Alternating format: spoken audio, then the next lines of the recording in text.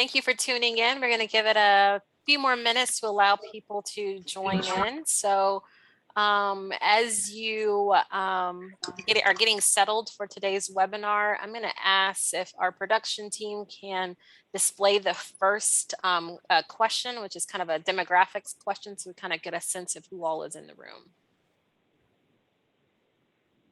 Or if that doesn't work, if we need to make sure more participants are in, we can hold off as well to close that question.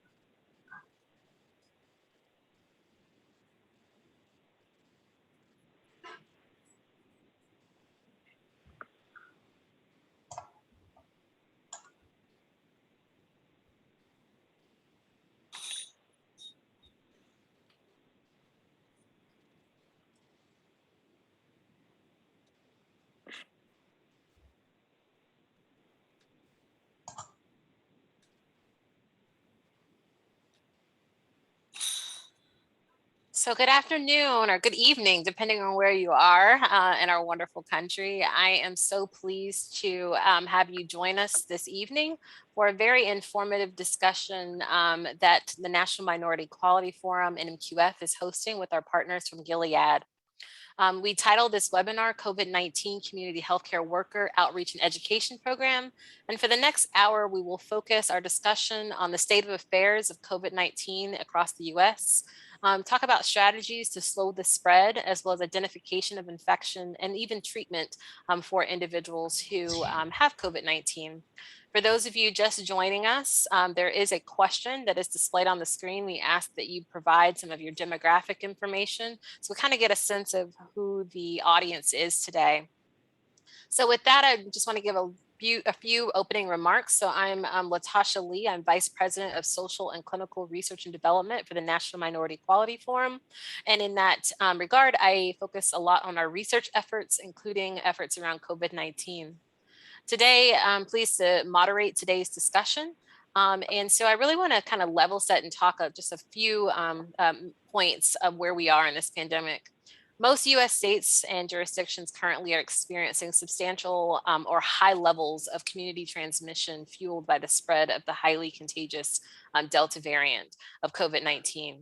COVID-19 cases, hospitalizations, and deaths are continuing to increase, especially in communities with low vaccination coverage.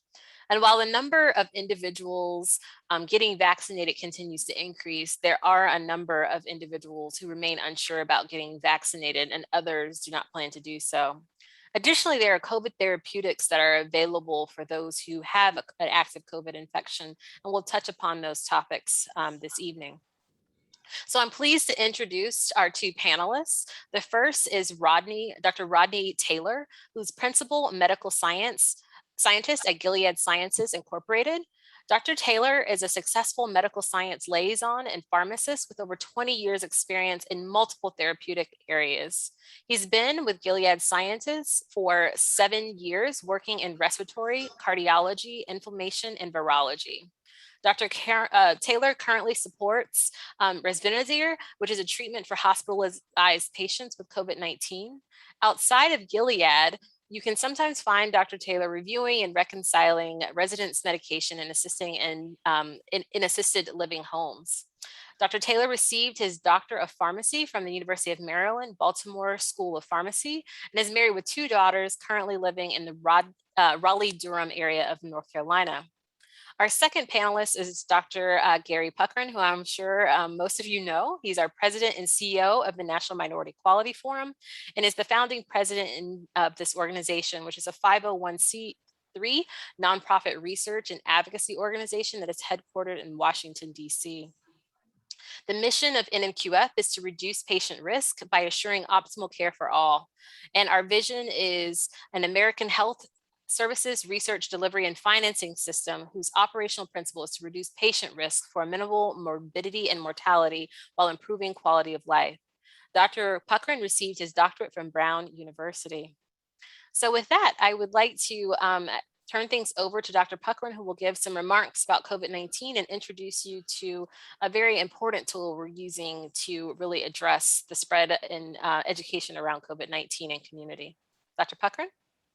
Thank you so much, LaTasha, and good evening to everyone. We at the National Minority Quality Forum are really pleased. A lot of our partners are here from federally qualified health clinics around the country. Some of them involved in a clinical research project that we're doing that LaTasha is the coordinator of, and we appreciate them taking the time.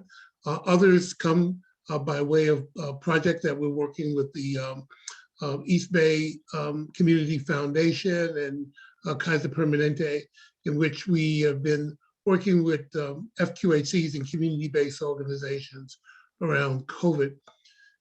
In both of those instances, we've learned a lot, listening very, very carefully. And I think one of the things I've learned is I have to take my hat off to the medical professionals who have been fighting this disease. It is really a tough job.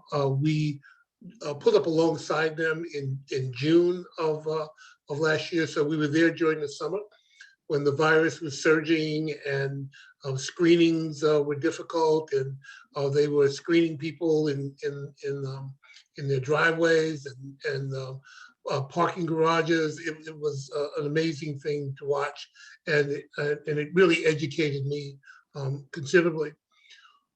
One of the things, and there were many lessons that we learned, one of the things that struck me during the summer when we were dealing with the first surge of the virus, and I remember in August there were reports that by February 500,000 Americans were going to die from the COVID virus, and unfortunately those predictions turned out to be absolutely correct. What I couldn't understand was, we were being told that 500,000 people were going to die. That was a national number, but we weren't told where the virus was surging in community. And so we started to work on a tool that we call the COVID Index. I'm going to start to share that with you now. And when we looked at it, we could see that, and the reports were clear, that the virus was really a slow-moving train in that you could predict, you could forecast where the virus was going to surge around the country, down at the community level. And we thought it was really important that Americans understood where the virus was surging so that they could take steps to protect themselves against the virus. So we launched this tool. It's called the COVID Index. It's free and open to everyone. We make the underlying data available. We make clear the methodologies. What we wanted to do was to predict COVID surges 30 days in terms of cases, 30 days before they actually occurred, so that people could have a sense of where the virus was going to be. So in this index, you can go backwards. You can go all the way back to the beginning of the virus, as well as you could go forward and understand where the virus was happening in the future. You could go in to the index, and you could map by geographies. And here, first of all, we allowed you to filter the population size, so you can look at zip codes of a certain population size. The statistics we were giving you caseloads, number of deaths, and then picking up on CDC data, we were identifying the vaccine hesitancy population as well. On geography, you could map by zip code, by 3-digit state, county. We also thought it was important to map the data by congressional district and state legislative district so that you could talk to a member of Congress, for example, about the state of the virus in their district. The other thing that we did, and this is really where our partnerships came in with FQHCs. So we went to our partners at the time when we launched this. There were 12 FQHCs that we were working with. There are now 42, and there are an additional 100 that are coming on stream. And what we did was we went to them and we asked them for the zip code of their service area so that we could, on the map, show where the virus was in their district. We also put in here the infusion centers. When we launched this, in order to use a monoclonal antibody, you had to go to an infusion center. And there were questions whether these infusion centers were near minority communities. And so we wanted to make sure that the FQHCs understood where the infusion centers were in relationship to the communities that they serve. We also built in here, we're telling you where the virus is surging by zip code. So I think we've pulled up the top 20 zip codes around the country. And you can go in here and find out exactly, at least in this case, by caseload, where were the top zip codes where the virus was surging. Around this index, we built a whole social media campaign. So we were out on Twitter and Facebook, and actually taking some of these zip codes where we saw vaccine hesitancy, and we would start a whole dialogue about a zip code and asking people, so who lives in that zip code? Tell us a little bit about why they're vaccine hesitant. And in that, we started developing a whole set of relationships. We also learned a lot about what people were doing in coming to places like doing Google searches around COVID, and it informed the way in which we were reaching out to potential audiences to view something like the COVID index. We were also had a microsite on COVID meds. And so we were using both tools like the index, microsite, where we were putting information out that we thought people needed to know about vaccines or COVID meds, and then running social media campaigns. And those campaigns have been very successful. We also ran town hall meetings.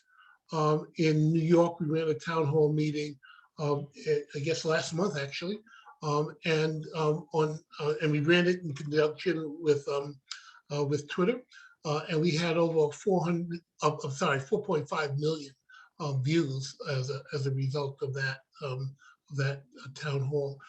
We also have built out a whole nother site that's recruiting health champions, and on that site we are providing toolkits and all sorts of information that those in community can use in order to encourage people to, wear their masks, get vaccinated.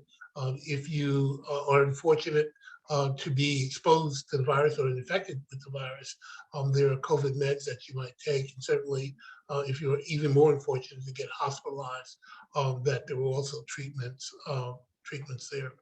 All of the data that you see in this index is downloadable, and you can put it in an Excel spreadsheet. We built it so that people could use this information in their community in order to protect those in their community from the virus. We still feel very, very strongly that a lot of the deaths, hospitalizations, certainly in minority communities, were completely avoidable. I mean, we have to say that. We have to be honest with ourselves. That a lot of people died who didn't have to die because our public health system didn't work very well. Didn't work very well in both the delivery of healthcare as well as educating the American public. And I just want to make one other point, and then I'll turn it over to our other speaker. Because the other thing I learned, and we all learned at NMQF as we were working in community, standing alongside the FQHCs who were really doing the hard work. I mean, they're the ones who were at risk. I mean, I was sitting on my Zoom, right, and they were the ones in community who were actually taking the risk. That their ability to speak to community wasn't really where it should be, particularly on social media. That there was a lot of disinformation and unfiltered information that was getting into the communities that they were serving, and we heard a lot of those stories about the challenges that they were facing from the beginning of the pandemic. All the way, it wasn't just vaccine hesitancy; it was throughout the pandemic. And what we realized is that we really needed to amplify their voices. We needed to find ways to help them better communicate with the folks in their community. So we launched something called AI HealthNet as a sort of companion to the index. And basically, it's a common platform that all of our partners are on, including ourselves. And we're learning how to share audiences. We're learning how to use our collective voice and reinforce the message and create that echo chamber that hopefully will, next time we face a pandemic, we'll have resources and tools that we don't lose 500,000 people. So with that said, I want to turn it over to Dr. Rodney Taylor. He has some really important information to share with you. Gilead has been a great partner, both in terms of, and I want to include the fact that their clinical trials were diverse. For those of you who need to understand that these are therapies that can be very effective in our community. So I'm going to stop here and I'm going to turn it over to Dr. Taylor. Thank you very much, Dr. Puckrein. And thank you, Dr. Lee and the entire NMQF team for putting on such a nice webinar for us. I think this is certainly a great partnership that we put together here, and I look forward to continuing to work with you all with many of the community health centers out there to bring more knowledge directly to the community and the providers in that community. So I will share my slides now. So Dr. Taylor, if you could pause, I would like to look at the polling question, if possible. Okay. So the first two questions that we asked were for those participants in this webinar, what is your role as in the community healthcare? The majority actually answered other, and so some of them have been placing their responses into the chat. But the second largest area is a community health center support. And the second question was really asking around the racial ethnicity of the attendees, and 64% were Black. So I believe that you have some pre-questions you want to ask before you present. So Keiko, if you can cue those up before he gives all the answers away. There they are. Thank you.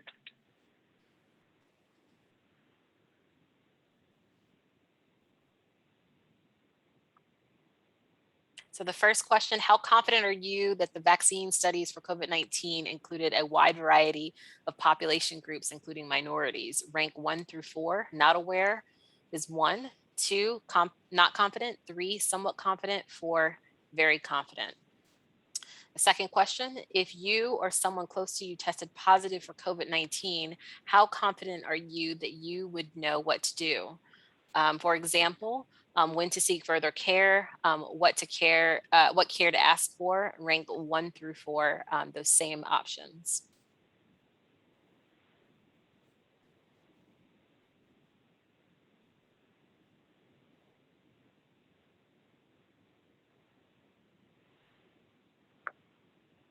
Righty, we'll give it another few seconds to allow everyone to respond.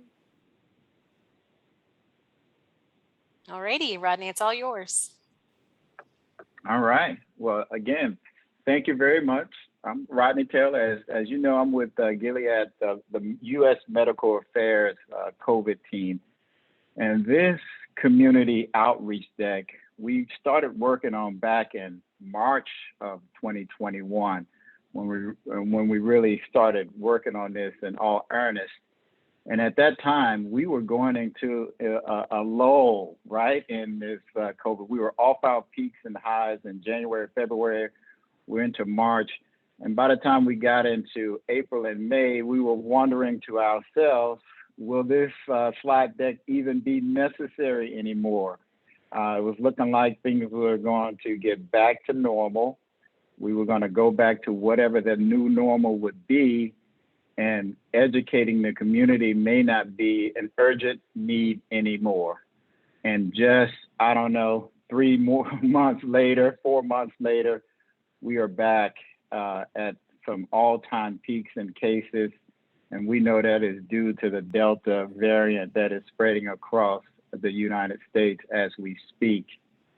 The deck was really set up and designed to be usable by everyone and allow for a baseline understanding of what's going on with COVID-19 in the United States. So we wanted to make sure the deck was in a way that you didn't have to be a medical professional to really understand it. We wanted to keep a lot of the medical jargon out of the deck and make this deck so you can easily translate some of this information or transfer some of this information directly to the patients that you care for or responsible for, or family members who may need information that is impactful and important for them, and finding in places other than social media and the likes. So with that, I will get started and go through some of the key points in this community outreach webinar deck. So today we want to talk about a few things. Yes. I think, I really want to kind of get that sense of what those responses were before you give the answers away. So we kind of know what areas to kind of focus on. So the first question was, how confident are you in the vaccine studies for COVID-19 included a wide variety of population groups, including minorities? The majority of them said somewhat confident. So there was great responses there with 44%. The next question, if you or someone close to you tested positive for COVID-19, how confident are you that you would know what to do? I think the fact that we have so many medical professionals on the call, the most predominant answer to that question was actually very confident at 56%. Awesome. I think there are a few other questions if you want to tee those up as Rodney goes over the content he'll present. Great. So you can answer those on your own. We'll let Rodney continue to present. Okay, well, we will continue here. So what we want to address today is, first and foremost, COVID-19, the state of affairs. You may hear the term epidemiology out there. This is the term just kind of looking at what's going on, what are the counts, deaths, rates, hospitalizations, et cetera. So we want to get a sense of what's going on. Second, we're going to talk about slowing the spread, and this will be a lot around vaccinations, one of the most important pieces of slowing the spread. And we will also look at some of the practical approaches that you can take to help slow the spread of COVID-19. Then we will move to identification of infections, the type of tests, what symptoms are, what the main symptoms are, so we can have a good baseline understanding of what you should understand and see and be aware of as far as symptomology and how to get tested and when. And finally, we will end up talking about treatment in the unfortunate case that you are hospitalized or infected with COVID-19. What are some of the treatment options out there for you? So those are the things we want to address this evening, and I look forward to presenting you with some of that information.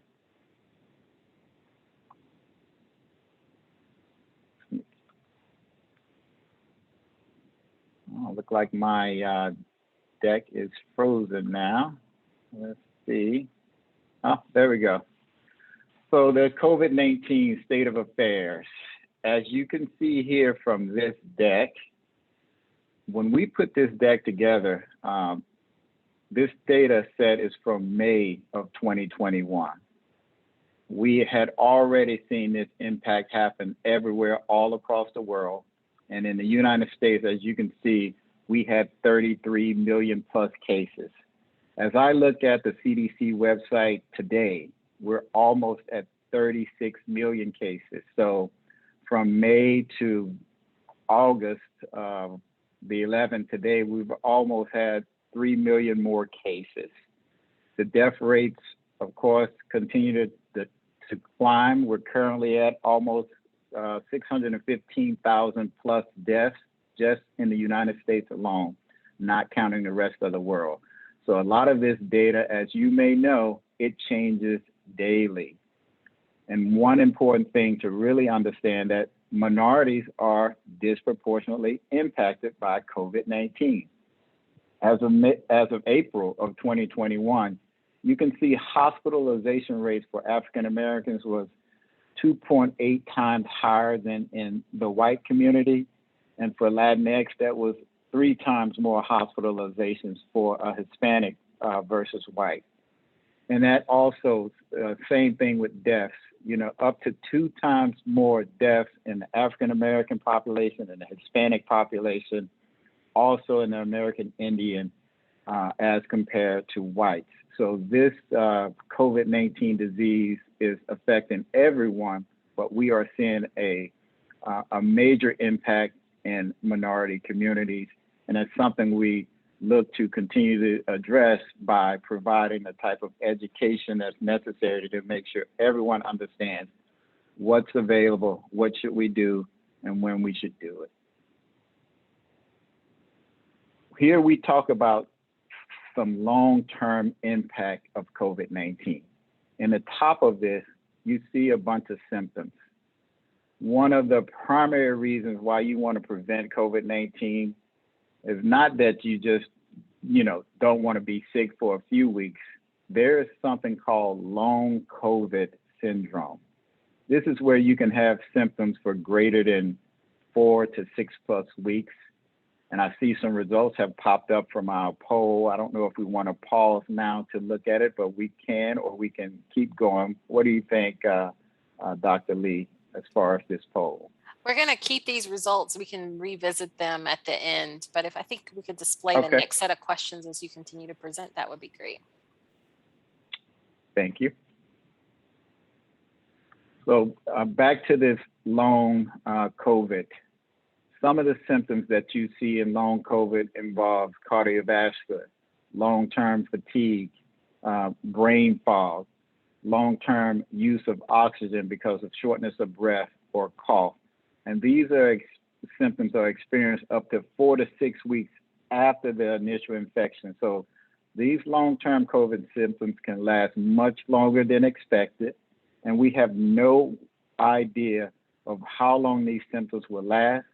SARS-CoV-2, the virus that caused COVID-19, is a new novel virus, and we don't fully understand the long-term impact of SARS-CoV-2.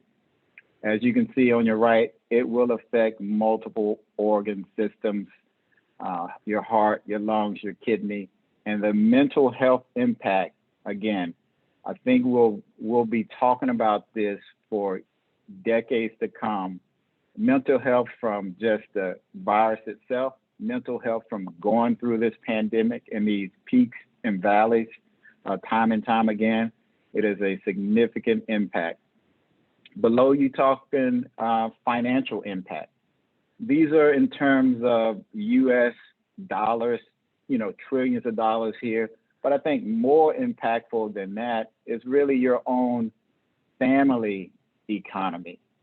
If you are unfortunately enough to get COVID-19 and a long-term COVID symptoms that last 6+ weeks, that will certainly have an impact on your family economy, your local economy. So the impact economically It's not just a US thing or a worldwide thing, but it can be local and directly impact your family. So that's an important thing to think about. So preventing COVID-19, from a symptom standpoint or a disease standpoint, as well as an economic standpoint, are extremely important going forward. And the next slide is, how can we slow the spread? What can we do? What's our part in preventing the spread of COVID-19? So ways to slow the spread, especially in that unvaccinated patient. We tried to make this the largest part of the slide. Get a vaccine. The vaccine is free, is readily available in most parts of the United States at your local pharmacy. I'm certain that many of you have healthcare providers, state and local health departments are also providing the vaccine. So it is extremely important as a way to prevent the spread for people to get vaccinated. It is proven. We've vaccinated millions of patients at this point in time. So that is the primary way that we can all help slow the spread. We know SARS-CoV-2 that causes COVID-19 is spread primarily through respiratory droplets, as you can see here. We've talked a little bit, and there's some talk early on about spread through surfaces, but that impact seems to be very small. And airborne transmission has been mentioned as also a possibility, but the main way that we know COVID-19 spreads is through respiratory droplets. And what can we do about that? The primary way to stop spread through respiratory droplets is to wear a mask. And that is the top of the list here. There's different type of masks, surgical masks, cloth masks, N95 masks. Those are all important ways, and some type of face covering, nose and mouth, is an important way to stop that spread. You can also certainly avoid crowds. We want to continue to wash our hands often, clean off different surfaces, as well as stay 6 feet apart if you can, and stay out of crowds if you can. We know small enclosed spaces with poor ventilation can significantly increase your risk of exposure, and respiratory droplets can certainly transport in the air in those type of settings. So being in contact with someone who's infected with COVID-19 for as little as 15 minutes can potentially expose you to COVID-19, and you will subsequently may have the disease. So it's important to try to wear a mask when you can. And some people who are asymptomatic, so they have no symptoms at all, may still spread the virus, and no one will know. And we still see a lot of asymptomatic spread. CDC recommends getting the vaccine as soon as it's available to you. This slide was done early, as I discussed. We know the vaccine is readily available now. There's no shortage of vaccine. So vaccines help protect you. They protect you as well as others from COVID-19. The vaccine works by teaching your immune system to recognize and fight the virus, which is SARS-CoV-2, that causes COVID-19. And for you to be fully vaccinated, and that's the goal. So if you want to be fully vaccinated, it'll be 2 weeks after a 2-dose series. So after the second dose, 2 weeks later, you will be fully vaccinated. If you're taking a single dose vaccine, 2 weeks after that single dose, you would be fully vaccinated. The currently available vaccines in the United States are approved or FDA authorized under emergency use authorization. And the FDA may issue an EUA to grant access to unapproved medical products, such as the vaccines, or unapproved uses of approved medical products during a public health emergency, which that's certainly what we're in. The FDA granted an EUA to the available COVID-19 vaccines based on that determination that the potential benefits of the vaccines, which certainly outweighs the risk. So all the information that we understand now, the vaccines certainly provide a benefit much greater than the risk. And here's a little data around these vaccines that we currently have available in the United States. The initial trials you can see here on the left, all of them required at least 30,000 patients per study. If you add all of those trials up from Pfizer, Moderna, Johnson & Johnson, we had over 100,000 patients in the vaccine trials. And this data is from May of 2021. If you look at the participation of minorities in some of these clinical studies for the vaccine, you can see in the Black African American population, anywhere between 10 and 17% of the patients in the clinical trials for the vaccines were Black or African American. If you look at the Latinx, Hispanic population, strong representation, anywhere from 17 to 45% of the population in the vaccine trials were Hispanic. So strong representation from minority groups in the available U.S. vaccines available in the United States, excuse me. So the two vaccines or the three vaccines that we have, two mRNA-based vaccines, the Pfizer, which is 2 shots, 21 days apart, Moderna, which is 2 shots, 28 days apart, and a J&J, which is a slightly different technology, but a used technology from other vaccines, a viral vector vaccine, which is 1 shot. These vaccines are all authorized for use in the United States, and they have been shown to be effective. They are certainly effective in preventing you from getting sick or severely ill. And the CDC recommends the first vaccine available to you is the one that you should take. Side effects of vaccines, of course, they can happen. Some side effects may be normal signs that your body is building protection against the virus that causes COVID-19. Some of those side effects, if you had a vaccine, you may know wherever you received a shot, your left arm, right arm, you may have had pain, swelling, or redness there. You may have experienced tiredness, headaches, chills, maybe fever.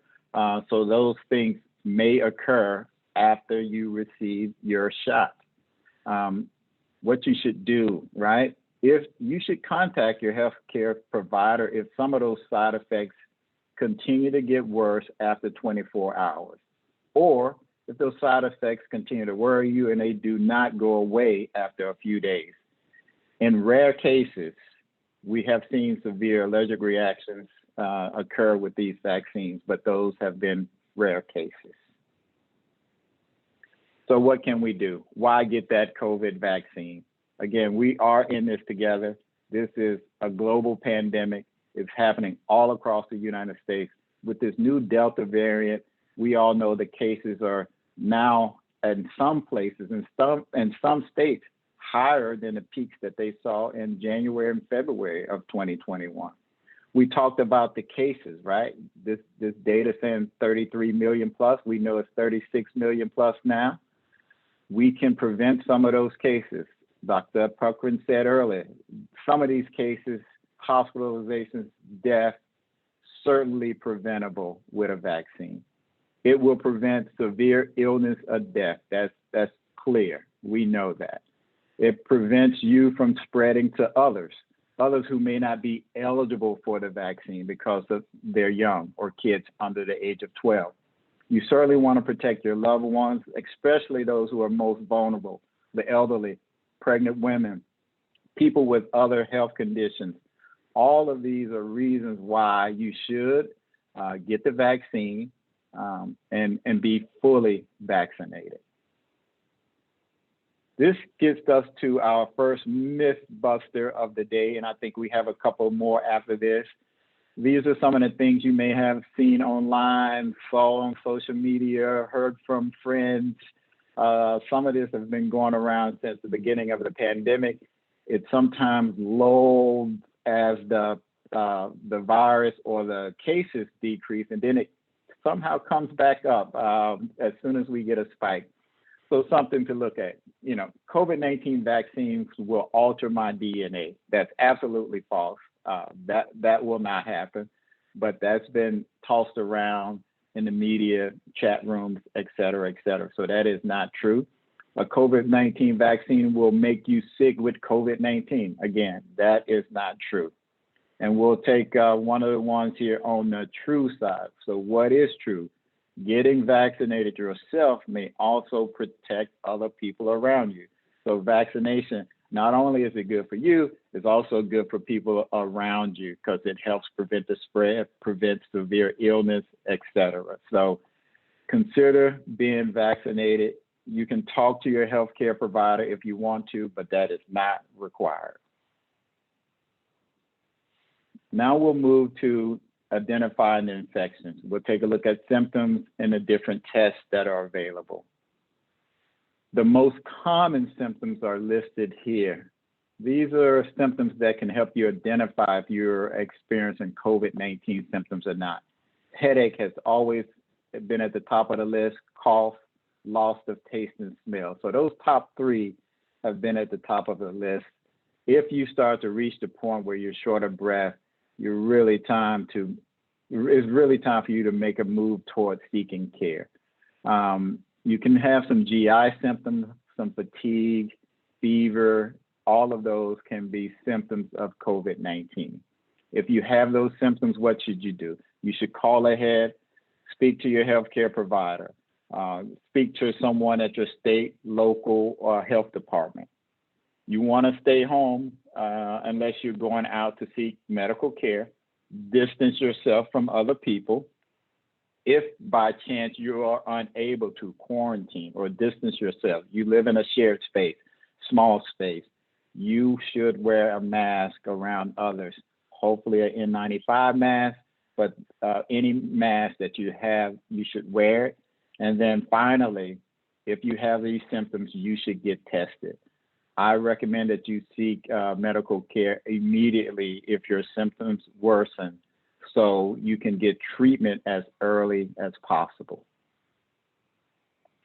So what type of tests are out there, especially for those who are not fully vaccinated?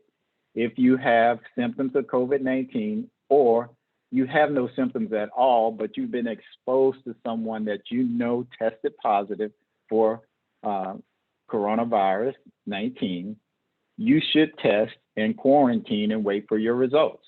If they are negative, then you should be okay. But if they're not negative and they're positive, there's things that we will discuss on the next slide on what you should do if they're positive. So what type of tests that we have out there available for us today? We have an antibody test. This will test for past infections. So if you had COVID before, they can look at antibodies to see if they're still available and around in your body. You should get this test about 1 to 3 weeks after you recover from COVID-19. There's a rapid test, takes about 15 minutes, and there's a standard lab test, and this is a blood test. The test to look for current infection is a nasal swab, the most common, I think, of the tests that we use today. This is looking for a current infection. If you have symptoms, you should get that test as soon as possible. If you've been exposed and no symptoms, they still want you to get the test as soon as possible. If you test negative, that's great. You may want to test again in 5 to 7 days after your last exposure just to confirm that you are negative. There's a rapid test that's 15 to 30 minutes, and then there's the standard swab saliva test with results back in 1 to 3 days. But these days, I can tell you, most of these results are coming back within 24 hours. So you'll know fairly soon if you're positive or not.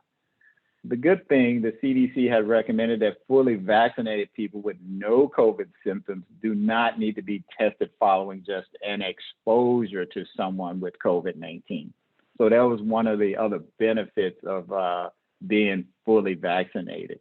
If you were exposed, you didn't need to run out right away to get a test. But any other person that is not fully vaccinated, they should be tested as soon as possible. Now that you got these test results back, what do they really mean? A negative test, we're happy, right? What that really means is on that day that they collected that sample from you, you did not have COVID-19. A negative test today does not prevent you from getting COVID-19 later. So you tested negative last Wednesday. It was great news. On last Wednesday, you did not have COVID-19. This Wednesday, you could certainly test positive if you were exposed, but that's how the test works. They work based on the data sample was collected and you were negative. If you had a positive test, what does that mean? You should stay home if you can, only to seek medical care. So what you would do, call your health provider and let them know you've tested positive. You want to get some rest, stay hydrated. Your health provider may recommend over-the-counter medicines for fever, etc. Stay in touch with your healthcare provider. Distance yourself from other people. Try to separate or quarantine. Wear a mask if you cannot separate. If you see what they call early warning signs of COVID-19, severe disease like trouble breathing, chest pain, new confusion, inability to stay awake, you should seek care immediately, i.e. go to an emergency room, go and seek care immediately because you may be in a critical state. Next Mythbuster, more misinformation around COVID-19. And again, we'll look at a few of these. I'll let them stay up a little bit so you can see. One of the earlier ones was sunny, hot weather will stop the spread of COVID-19. We all know that is true.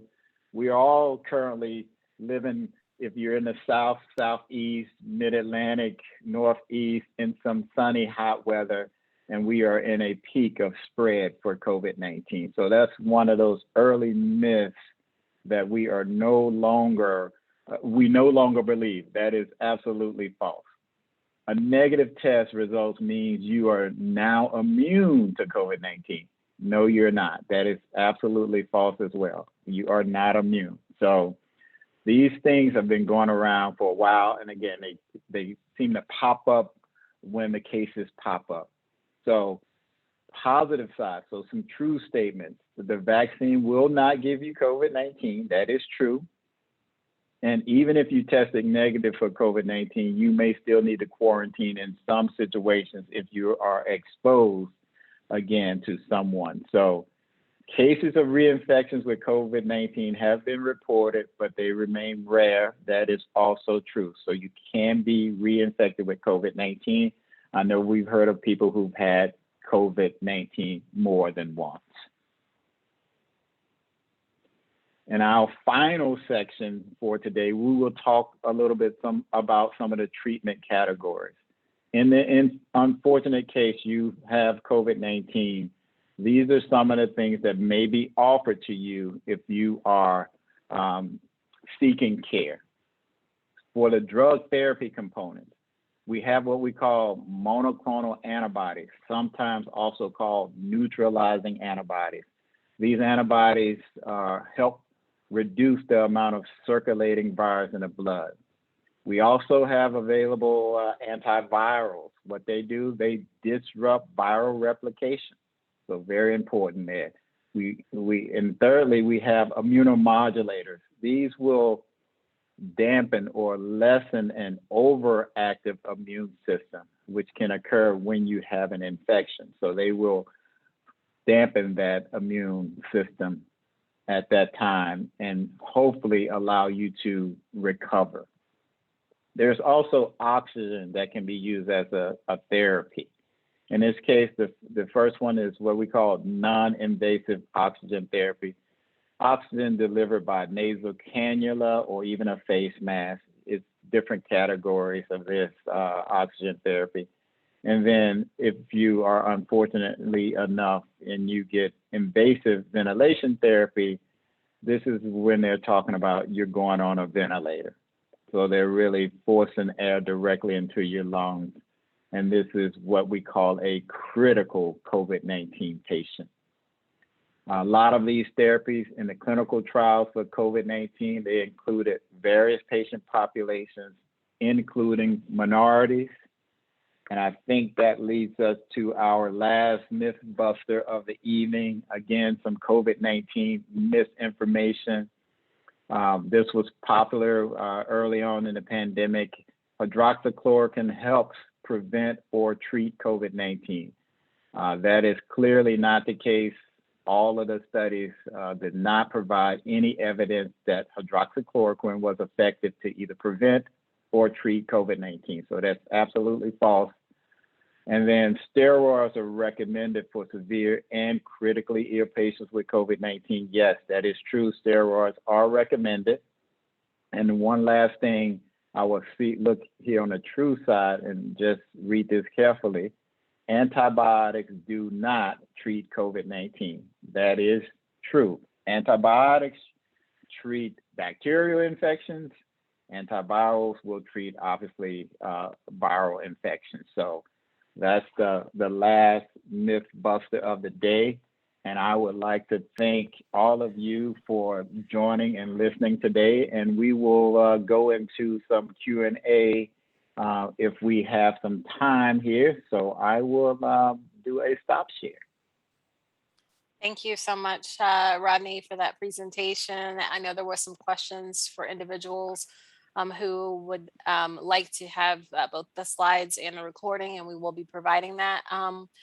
Just a reminder for those of you on the webinar today, if you have any questions, please feel free to put those in the Q&A, not in the chat, so that we can either address those in writing or today verbally. I want to review some of the polling results. And so in terms of action, with what you know now about COVID-19, do you plan on taking any actions either directly for yourself or recommending for your patients, friends, or family members? And overwhelmingly 93% said yes. So thank you so much for your action there.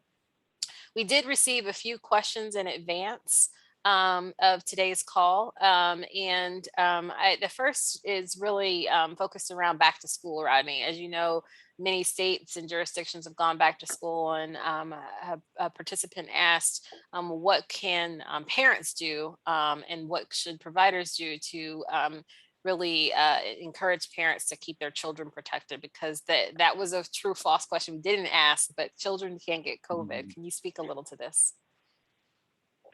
Yes, and this time around in this last surge with this Delta variant, and of course, children under the age of 12 not eligible for a vaccine or vaccination, that is a big concern for parents who have kids going back to school. I have kids going back to school. They're both old enough to be vaccinated and are vaccinated. But masks are certainly the recommended course of action for these kids. So to prevent the spread of the Delta variant, which we know is associated with a very high viral load in both unvaccinated and vaccinated individuals, the use of masks is going to be extremely important for our students going back to school here in late August and early fall, early September. So that is the most important piece of it. You want to keep them, as separated as you can in these schools as an option. I'm sure they're going to do the surface cleaning and those type of things, but the way it's transmitted through respiratory droplets, the mask will be mandatory or should be mandatory in these enclosed spaces. Thank you for that. Just a reminder, if there are any questions, I see we still have a lot of participants still on the line. So please do ask your questions there as well. One of the things that we didn't really talk about are the availability of some of those therapeutics. And I think Dr. Puckrein touched briefly upon that in his opening remarks about our COVID-19 index indicating the monoclonal antibodies. But could you speak a little more to the other non-monoclonal antibodies and those treatments? Because Gilead does have a product in this space. Yes. So yes, Gilead has a product in that space, is remdesivir or Veklury. And I can tell you that product is readily available here in the United States for hospitals to order. It's a hospital product. It's for use in patients who are hospitalized with COVID-19. It is administered via an IV infusion, typically for a 5-day treatment. And again, that product is readily available through your local hospitals, and they know how to order that product. But the important thing about antivirals that I do want to mention, the sooner you treat with an antiviral, the more effective the product is. So if you find yourself in a state or your patients are getting much sicker, they should seek care as soon as possible so those treatments can be started as soon as possible. Even for monoclonal antibodies, same thing. The sooner you recognize that you're turning for the worse, the better off with the start of monoclonal antibodies and antiviral treatments. Great. We have one question in the Q&A. And that question is, what is the projection on the availability of vaccines for children under 12? I haven't seen a lot of the data yet. There's been rumors that the Pfizer or the Moderna will have their data submitted in September or between September and October. So hopefully an EUA will be available during that time frame for those two vaccines for the under 12 population. But I also saw that the FDA was looking for more long-term safety data as well. So it's a mixed message out there now, but I know they are certainly working. Those studies have been recruiting for that population. I'm pretty sure they're fully recruited now, but you have to wait for the data, and the FDA is certainly waiting on that safety data in this patient population. And so as professionals in clinical research, I think it's important to highlight that there are protected individuals in clinical studies, and oftentimes those include children. So sometimes the FDA's approach on the approval process for those protected categories is a bit longer and different than what it is for healthy adults. So that's something to keep an eye on. I really want to thank everyone. I think there's one last question that was in the chat, and I think you briefly spoke to this, that COVID-19 is really having an impact on all of us, whether we have COVID ourselves, if we're caring for individuals with COVID. But the question is, what about the mental approach, and how do you actually speak to patients and communities who are living in fear? I think some of the things that you've done in your presentation today around myths versus facts are great, but what are some of those techniques that you yourself you think would be beneficial in terms of addressing fear? Yeah, I think if I had my way of addressing some of that, sometimes getting information from a wide variety of unrecognized, unchecked sources can offer more anxiety than anything else. We're getting information from social media, internet sites, friends who may not be medical professionals, and hearsay information. So information overload. So I think it's up to individuals to find themselves a trusted site to go to, or a trusted individual, hopefully a medical professional, that can provide them that type of clear direction and information. Because when you get a lot of noise coming from all different directions from unverified sources, it leads to more anxiety, and then you don't know which way to go or what to do. And we need a more consistent message going across the board, even from our national organizations, CDC, et cetera, et cetera. We need that type of consistent message. But I think individuals should find their trusted source of information and really stick with that, and ignore some of this other noise around COVID-19 from the news and social media, et cetera, et cetera. Exactly. I really want to recognize that NMQF was really great to hear that our leadership, our federal leadership, really acknowledged that misinformation is a public health threat. And one of the ways in which NMQF is really addressing misinformation is through our AI HealthNet. If you're not users of AI HealthNet, please go there. We have trusted information that's been vetted through various sources. We do hope to also include this recording on AI HealthNet, as well as our YouTube channels, and sharing of this information to help inform the public. And I really want to take that myth versus fact and put that out there, both on social as well as on AI HealthNet for users. We are right Very at good. the hour, so I want to thank everyone for their participation. You will be receiving a little pop-up either now with post questions as well or email from NMQF. Keiko will be sending that out to all those who registered. It will have the link to these slides as well as those questions for you. And then in the coming weeks, we will have the recording available for everyone.